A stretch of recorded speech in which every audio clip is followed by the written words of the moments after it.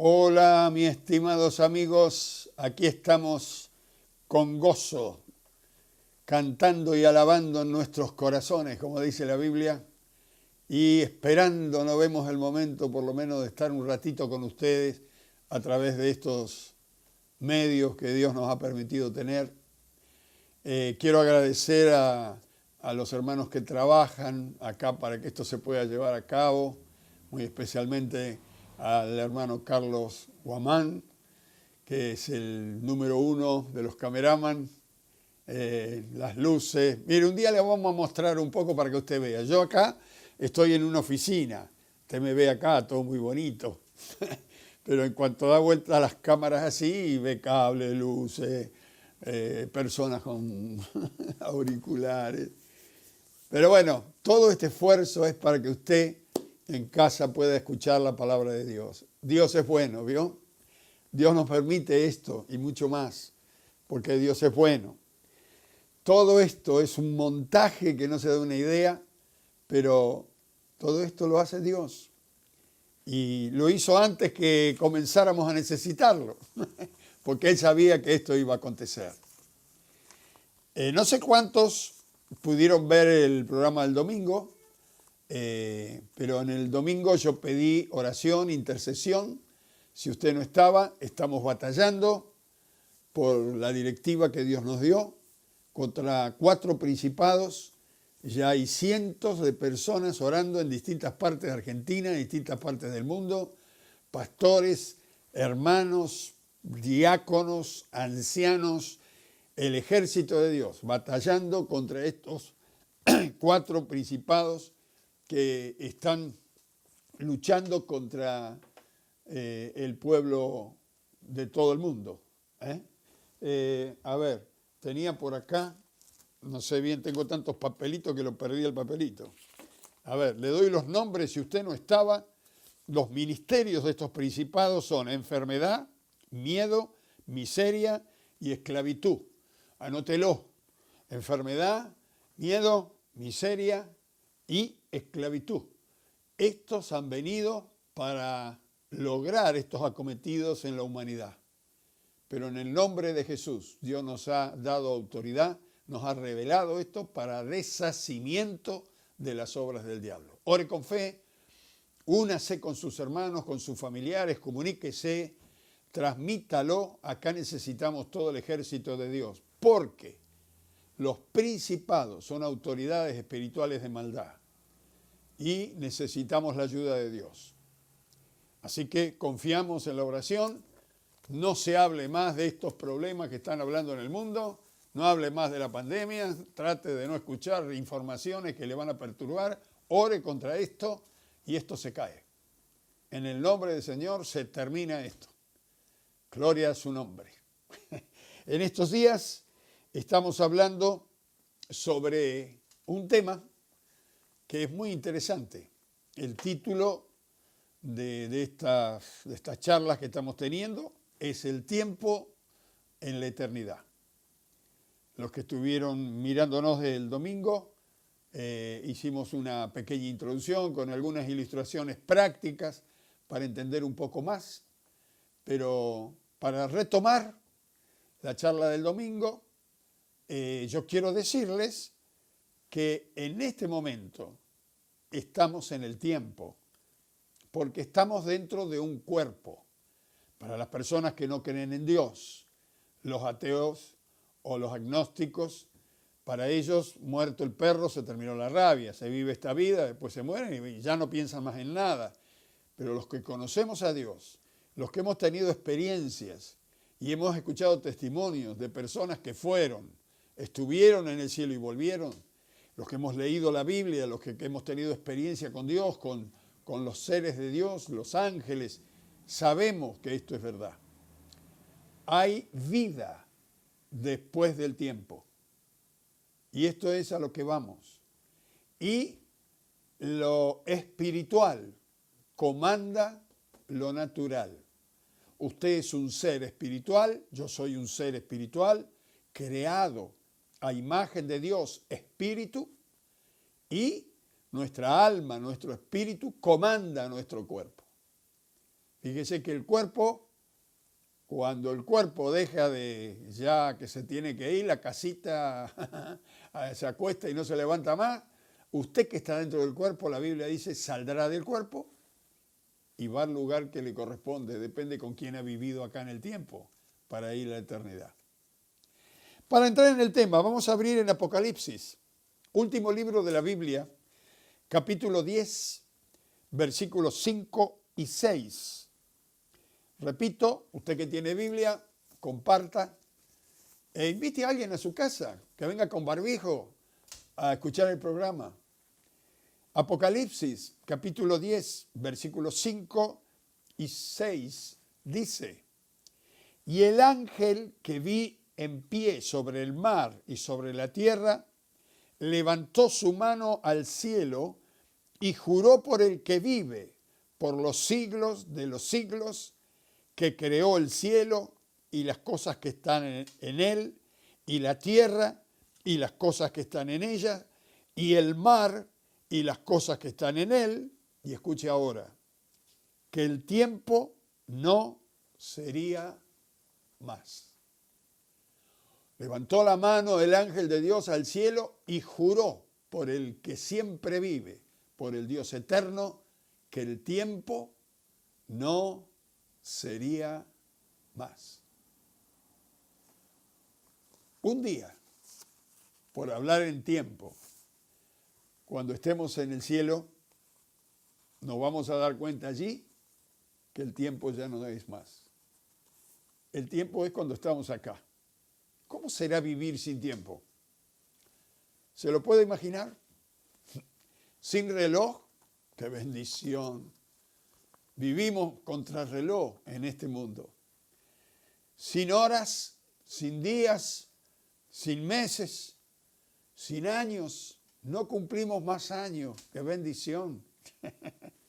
Sin pasado, sin presente, sin futuro, el tiempo no será más. Mire, si hay algo contra que no podemos luchar, ni no podremos luchar jamás, hasta el día que salgamos del cuerpo, es el tiempo. ¿Cómo detenemos el tiempo? No lo podemos detener. El tiempo fue creado por Dios. Y justamente fue creado para que en el tiempo, en el lapso del tiempo, podamos tener oportunidad de volver a Dios. Porque Dios nos ama y nos quiere tener en la eternidad. En realidad, si usted piensa un poquito, el presente no existe. Existe el pasado y el presente, cada milésima de segundo que pasa, ya es pasado. Yo estoy hablando con usted y hace 3 minutos que lo que le comencé a decir ya pertenece al pasado. Es decir, el presente casi no existe para nosotros. Está el pasado, el presente del momento que estoy hablando y ya entramos al futuro, ¿no? Al futuro inmediato, segundo por segundo. Usted sabe que la Biblia dice que acá, mientras estemos en la tierra, hay tiempo para todo. Es un poquito largo, pero lo vamos a leer. Tiene que acompañarme con la Biblia. Y usted que es creyente y ahora que no nos congregamos, ojo, cuando usted me va a venir a escuchar la palabra, tiene que estar con la Biblia, ¿eh? Hay que leer la palabra. A ver. Vamos a ir a un libro del Antiguo Testamento que se llama Eclesiastés. Eclesiastés lo escribió el hombre más sabio que hubo en la tierra después de Jesucristo. Se llamó Salomón. Eclesiastés, capítulo 3, versículo 1, y vamos a leer 9 versículos, mire. Pero lo vamos mirando despacito. Eclesiastés, capítulo 3, versículo 1 hasta el 9. Dice así, todo, ¿cuánto? Todo tiene su tiempo y todo lo que se quiere debajo del cielo tiene su hora. Y empieza la lista. Tiempo de nacer, tiempo de morir, tiempo de plantar, tiempo de arrancar lo plantado, tiempo de matar y tiempo de curar, tiempo de destruir y tiempo de edificar, tiempo de llorar y tiempo de reír, tiempo de endechar y tiempo de bailar, tiempo de esparcir piedras y tiempo de juntar piedras, tiempo de abrazar y tiempo de abstenerse de abrazar, tiempo de buscar y tiempo de perder, tiempo de guardar y tiempo de desechar, tiempo de romper y tiempo de coser, tiempo de callar y tiempo de hablar, tiempo de amar y tiempo de aborrecer, tiempo de guerra y tiempo de paz. ¿Qué provecho tiene el que trabaja de aquello en que se afana? Esto lo escribió el sabio Salomón. Todo tiene su tiempo debajo del sol. Y usted lo sabe muy bien. Algunos ya mayores me dicen, yo me acuerdo de algunas cosas del pasado, pastor, y quisiera volver. ¿Cómo me gustaría tener unos años menos? No podemos ir para atrás. A Dios no le gusta que vayamos para atrás, siempre para adelante. Y le digo, adelante está lo mejor, porque está la eternidad con Dios, si es que seguimos a Dios.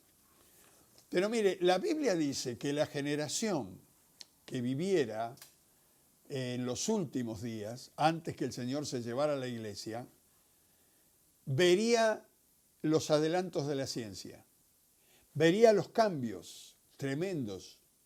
Habría la generación que va a ver la venida del Señor cuando venga a buscar a su iglesia, vería cambios impresionantes.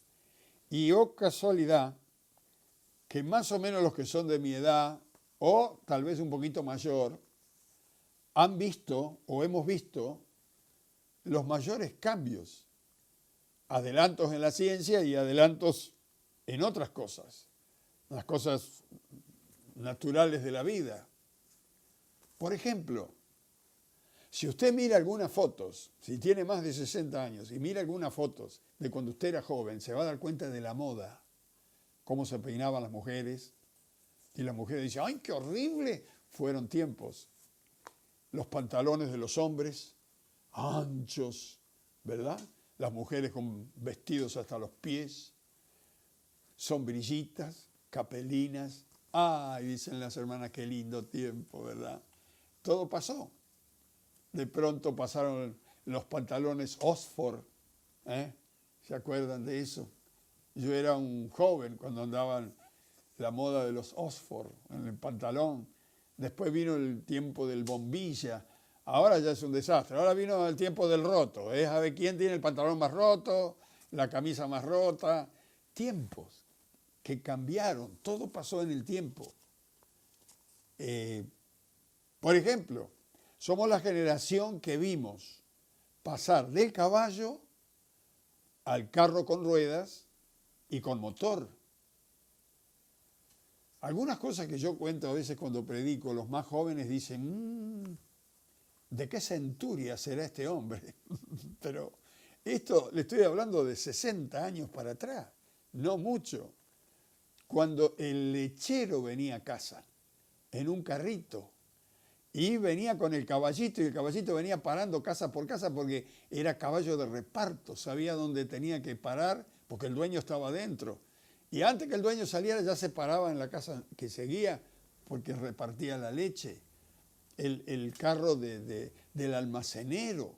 Yo me acuerdo que yo era chiquito y venía el almacenero a casa en un caballo con un carro y le decía a mi mamá con una lista, ¿qué necesita, patrona? Y le iba diciendo al almacenero, hierba, azúcar. Ah, mi mamá dice, sí, azúcar. Ahí entonces anotaba. Mandarina, naranja, porque había de todo en los comercios, eran como cooperativas. Hoy, claro, usted va al supermercado, piensa ir a comprar 1 kilo de papa y viene con un chango lleno. Si es que tiene dinero, si no viene con el chango vacío. El almacenero, el panadero, todos venían a casa con carros tirados a caballo.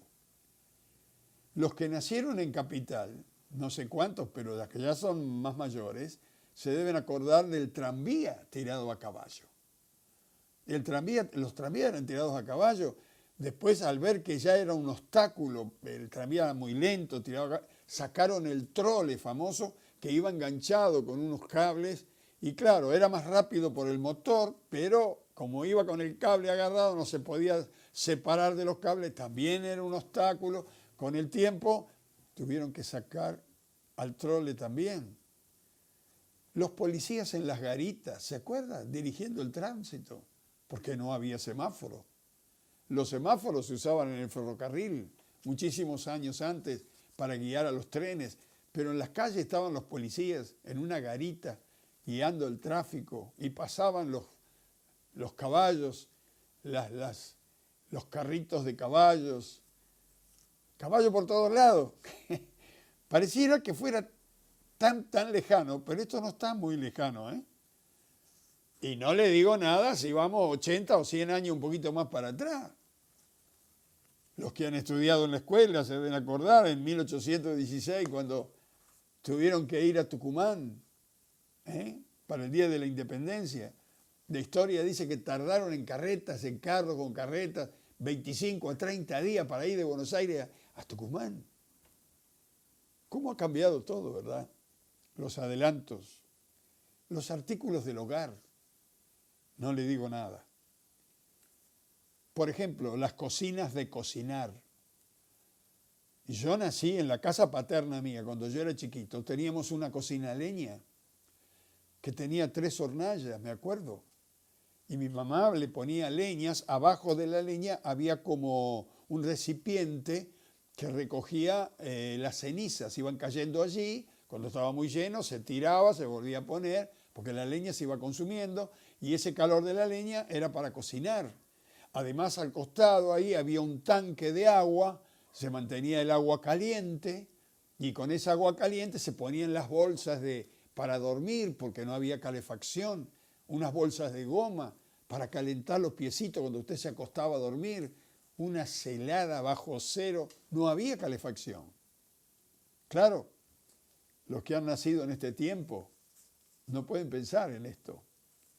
Luego aparecieron los famosos calentadores a querosene, llamados Bram Metal, que se prendía, pero no se podía dejar prendido de noche por el monóxido de carbono que arrojaban, así que a la noche había que apagar todo y nos tapábamos, lo que quedaba afuera era la nariz, colorada la nariz, un frío, si que te tenías que levantar al baño lo pensabas 3 veces.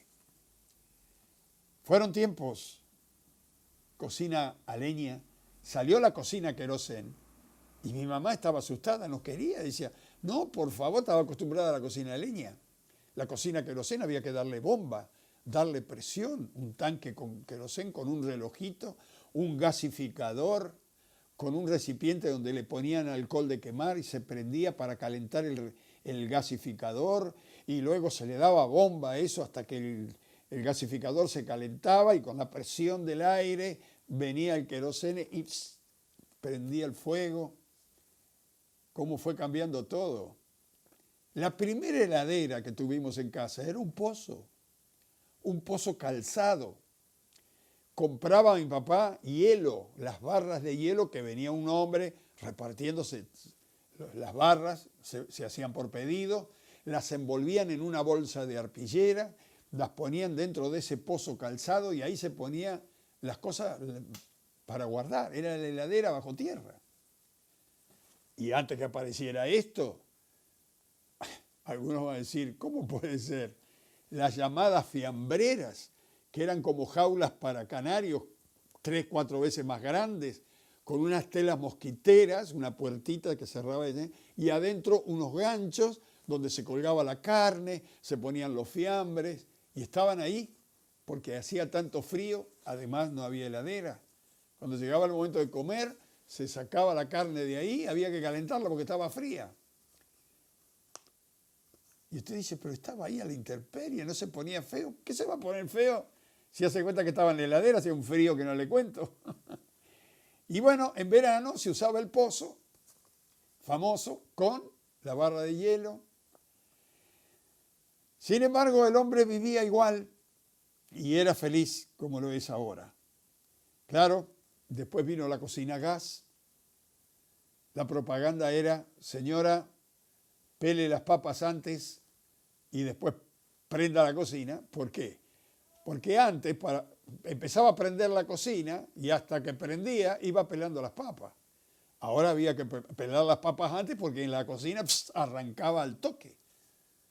Quizás los que no vivieron lo anterior que yo estoy diciendo no se lo pueden imaginar. Pero nosotros somos la generación que vimos el cambio. Las cocinas, después vinieron las cocinas eléctricas, el horno microondas, heladeras inteligentes. Yo creo que si nuestros abuelos resucitaran, se llevarían un susto tremendo por todo lo que ven. Cuando yo iba a estudiar, fui a estudiar dactilografía y teneduría de libros, cálculos mercantiles, todo lo que es perito mercantil. Y cuando iba a estudiar a máquina, había unas máquinas del año, como dicen los jóvenes, del año del jopo. Aprendí a escribir al tacto, pero ahí era todo pulsar, había que hacer fuerza. Unas máquinas antiquísimas. La última era marca Remington. Estábamos una semana los estudiantes con cada máquina hasta que cuando nos tocaba la semana con la Remington, ¡oh! Era una delicia. Después vinieron las Olivetti. Eran mucho mejor, eran más bonitas, eran mucho más suaves. Pero después ya vino la computadora. Y bueno, hasta que aprendimos a manejar la computadora, me acuerdo que yo golpeaba la computadora porque no sabía cómo funcionaba, hasta que pude aprender. El teclado era universal, yo sabía escribir a máquina, lo que no entendía era la computadora, con la PC. Y luego después de la PC vinieron las notebooks, sin PC. ¡Wow! Era algo extraordinario, pero ¿quién lo podía comprar? Era todo tan caro. Luego salieron las tablets, vinieron los teléfonos touch, que los toca. Era una cosa tremenda. Esos teléfonos, no le digo nada, claro. Hablar de teléfonos, en el tiempo que nosotros éramos jóvenes, para hablar por teléfono usted tenía que ir a un lugar que se llamaba la Unión Telefónica. Y quería hablar con Buenos Aires, supóngase, nosotros estábamos a 430 kilómetros de la capital, y para hablar con Buenos Aires nos decía, tiene 6 horas de espera. Así que usted se volvía a casa, cenaba, comía, no sé qué, y a las 6 horas volvía y todavía tenía que esperar y por ahí lo comunicaban. Lo más rápido era el telégrafo. Si era cuestión de enfermedad o de muerte, usted iba a la estación del ferrocarril y un mensaje telegráfico a la estación de Buenos Aires, y de ahí había lo que le llamaban un chasque, que era un chico que iba a la dirección donde tenía que ir y daba el informe, porque era lo más rápido. Claro, ahora ya estamos hablando de otras cosas, ¿no? De teléfonos celulares. Primero salió primera generación, que era, ¿se acuerda el ladrillo? Andábamos con ese ladrillo que parecía que era para defensa personal. Pesado. Y junto con el ladrillo salió otro que venía en una valijita. Andaba con la valijita y uno atendía, abría la valija, hacía facha, andaba con la valija. Yo me acuerdo, los hermanos, escúchame, tengo un teléfono de primera generación, y andaba con una valija para tener teléfono. Luego salieron los de segunda generación, ya con los 2G que le llaman, que ya tenía CMS y se podía escribir algunos mails, pero no eran de todo muy claro, y después tenían las funciones de teléfono. Quiere decir que ahí con los 2G empezó un poco la internet a funcionar, y luego vinieron los 3G para funcionar con un Wi-Fi. Aún estando cerca de un Wi-Fi, uno podía usar esto. Ya tenían WhatsApp, Facebook, vinieron un poquito más completos. Luego vinieron los 4G, que es lo que tenemos ahora, que ya no necesita tanto estar con un Wi-Fi. Si usted está en un lugar en la calle, un lugar un poco descampado, se conecta con el satélite y puede tener comunicación por WhatsApp, por teléfono, Bueno, ahora se está hablando del 5G, que está bastante luchado, porque es impresionante lo que puede traer este adelanto del 5G. quinta generación. Están hablando de autos teledirigidos, comandos para sus hogares. Usted se olvidó de cerrar la casa y está en otra provincia, con el teléfono, cierra la ventana, cierra la puerta. Maneja robots, va a haber robots que manejan con el 5G, que le hacen los mandados, que le hacen la limpieza a la señora. Tiene muchas cosas. Y con ese 5G también están pensando en manejar la humanidad. Pero ese es otro tema que lo vamos a tocar en otro momento. Estamos hablando de los cambios, de los adelantos. La radio, ni le cuento, en casa teníamos una radio que tenía título Super Aircat, grandota así, con unas válvulas. Prendía un ojito verde que hacía así, cuando había descarga el ojito se cerraba, se abría. Luego con unas vitrolas que le dábamos manija, enchufábamos con un enchufe que tenía atrás la radio, poníamos unos discos de esos de 78 revoluciones que había que cambiarle la púa cada 7, 8 discos porque se fusilaba. Y salíamos con música y se hacían bailes en las casas. Los primeros radios. Me acuerdo mi papá, cuando se compró el primer radiotransistor que salió, los vecinos venían a ver, dice, no tiene cable. ¿Cómo puede ser? No tiene cable. Claro, los más jóvenes me están mirando y me dicen que, pero esto se lo sacó de la Landricina, el cuentista. ¿Y de dónde le parece que saca la Landricina? De la vida natural.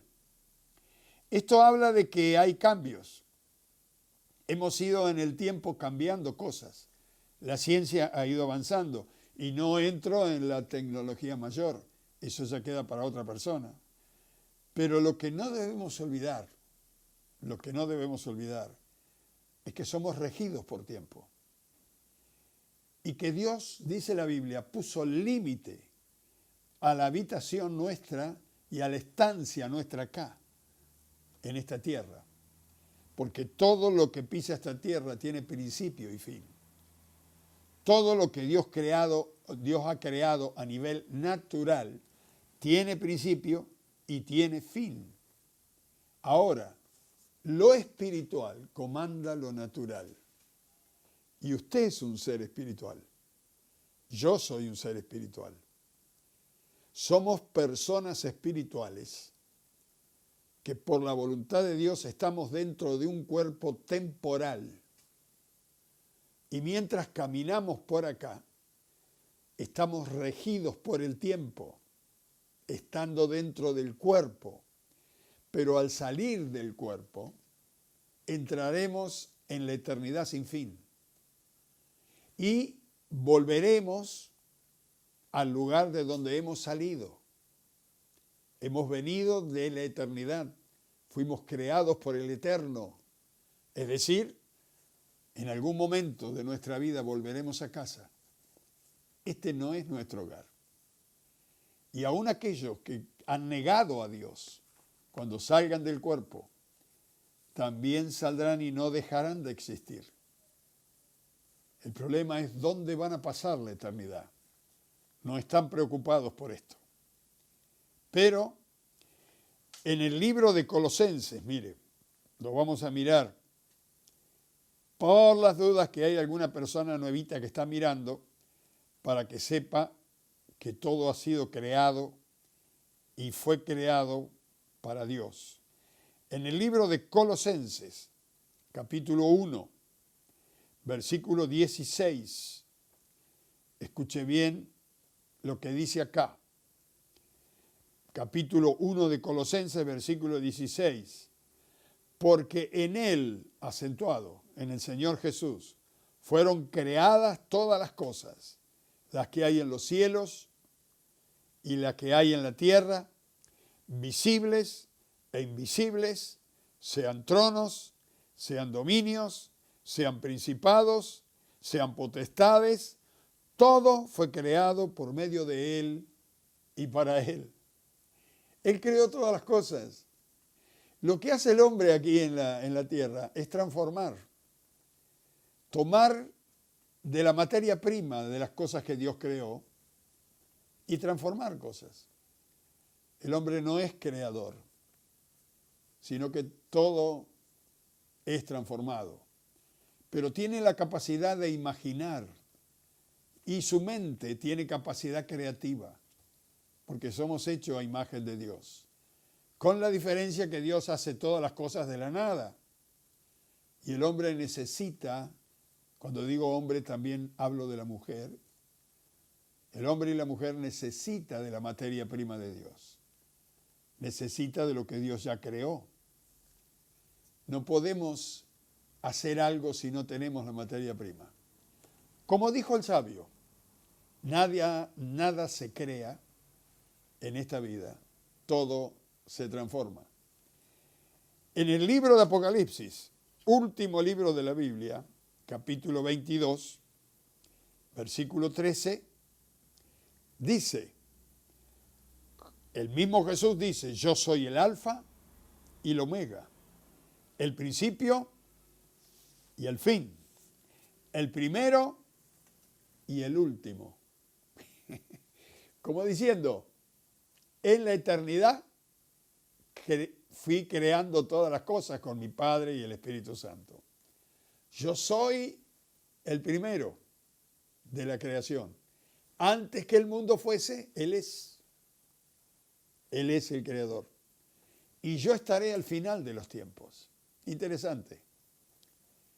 Quiere decir, hermanos, que si Dios habita en esa luz inaccesible, en ese lugar donde el hombre no puede acceder, que es la eternidad, en esa hábitat eterna, sin fin, en ese mundo espiritual del cual la Biblia habla, ese Dios que habita en la luz inaccesible, desde allí y en el tiempo Dios creó todas las cosas. Es decir, que a ese tiempo que Él creó, lo llenó de cosas tomadas de la vida espiritual. Es decir, en ese plan maravilloso en la eternidad, ese plan lo llamó tiempo. Y dentro del tiempo creó todas las cosas. El ser humano tiene tres partes. Es tripartito. Así como Dios es Padre, Hijo y Espíritu Santo, Dios es alma, espíritu y cuerpo. Mejor dicho, el hombre es alma y espíritu y tiene y usa un cuerpo. El cuerpo es temporal, va a vivir en el tiempo, va a existir en el tiempo, pero luego terminará. El alma y el espíritu es eterno o inmortal. Si tiene a Cristo es eterno. La vida eterna es la vida de Dios. Ahora, el cuerpo material ha sido hecho del polvo de la tierra. Eso dice la Biblia. Y claro, cuando los incrédulos dicen, sí, del polvo de la tierra, ¿y cómo sabe? ¿Cómo sabemos con exactitud? ¿Cómo somos carne y no polvo? Bueno, eso lo podría explicar Dios, pero dice la Biblia que fue tomado del polvo de la tierra. Y qué casualidad, ¿verdad? Todos los elementos que están en la tierra están en nuestro cuerpo. Nuestro cuerpo necesita fósforo, hierro, agua, sal, magnesio. Todo lo que está en la tierra tiene necesidad nuestro cuerpo. ¿Por qué? Porque es tomado de la tierra. Y los alimentos que ingerimos para el cuerpo es tomado de la tierra. Y a través de los alimentos fortalecemos nuestro cuerpo. Porque en los alimentos viene el fósforo, el hierro, el agua, la sal, el magnesio, todo. Y entonces el cuerpo se sostiene comiendo de la misma tierra. Pero lo espiritual no se alimenta con las cosas de este mundo. Por eso Jesús dijo, no solo de pan vivirá el hombre, y el hombre Claro, dice, no solo de pan, sino de torta, de asado, de... No está hablando de pan como exclusividad de comida, está hablando de pan como si fuera todo el alimento. No solo del alimento natural el hombre vive, sino que necesita del alimento espiritual. ¿Por qué? Porque el alimento espiritual es para la vida eterna que vive, del que vive dentro de los cuerpos. Por eso, mis hermanos y mis amigos, nosotros cuando conocemos a Dios tenemos tanta alegría. ¿Por qué cuando leemos la palabra y escuchamos la palabra de Dios nos sentimos tan gozosos? Porque es la persona espiritual la que se alimenta. Es la persona espiritual la que recibe del alimento espiritual de Dios, que es su palabra. Por supuesto, cuando comemos comida natural también nos sentimos bien, pero es en la carne, no en el espíritu. Usted puede tener el estómago lleno y se está muriendo espiritualmente. Pero si usted está bien espiritualmente, al cuerpo lo va a manejar fácil, aunque no coma todos los días. Todo lo que es temporal tiene su fin. Pero claro, en el libro de Eclesiastés, si le cuesta encontrarlo, se lo voy a tener que leer yo. A ver, en el libro de Eclesiastés, capítulo 3, versículo 11, dice, todo lo hizo hermoso en su tiempo y ha puesto eternidad en el corazón de ellos, está hablando de los hombres, sin que alcance el hombre a entender la obra que ha hecho Dios desde el principio hasta el fin. Dice Eclesiastés que Dios puso eternidad en nosotros. Nuestra alma y nuestro espíritu sobrepasa lo natural. Lo que pasa es que si el hombre no busca a Dios, no se va a dar cuenta. Dice que Dios puso eternidad en los corazones y el hombre no se da cuenta. Ahora, cuando encontramos a Dios, nos damos cuenta. Y somos tan felices de saber que tenemos vida eterna y que conocemos al Dios eterno. Pero mire lo que pasa con la gente que no conoce a Dios. Hace planes y no los puede llevar a cabo. Más, muchos hacen planes que son macabros. Muchos hacen planes que no tienen nada que ver con la voluntad de Dios. Muchos hacen planes para hacer mal al prójimo. Muchos hacen planes pensando en ellos sin importarle el prójimo. Pero mire, de estas personas, yo quiero que lo busque. Hay un texto que dice que Dios se reirá. ¿Usted sabía que Dios se ríe? Bueno, en el libro de los Salmos, usted va a encontrar en los Salmos, Salmos, capítulo 37, versículos 12 y 13, dice, maquina el impío contra el justo y cruje contra él sus dientes.